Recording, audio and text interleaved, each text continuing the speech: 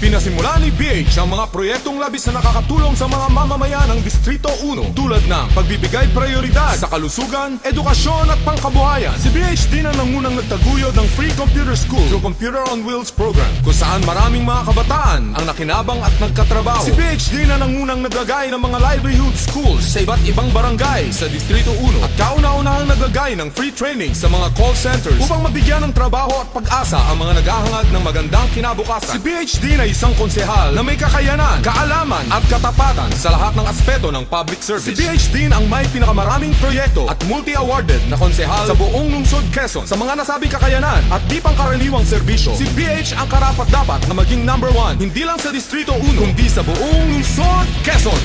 Bernadette Herrera, kami kang kasama.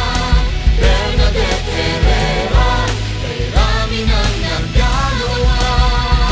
Kalusugan, kabuhayan, edukasyon, people empowerment. Bernadette Herrera, kay tamang serbisyo. Bernadette Herrera, ang ulan ng proyekto. Kalusugan, kabuhayan, edukasyon,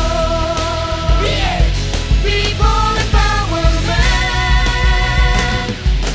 Sikap buhay, microfinancing, medical mission at community organizing. Isa lamang po yan sa kanyang naipatupad. Dahil si Bernadette Herrera ay laging bukas palad sa mga mahihirap na mabigyan ng edukasyon para sa kabataan, serbisyong bagong henerasyon. Ni BH, numero 1 malambot ang puso. BH, kaya iboto natin sa konseho.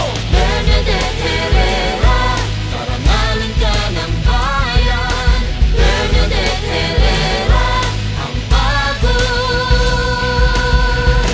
henerasyon. BH, number 1 sa kalusugan, number 1 sa edukasyon, number 1 sa pangkabuhayan. Bernadette Herrera, ipagpatuloy mo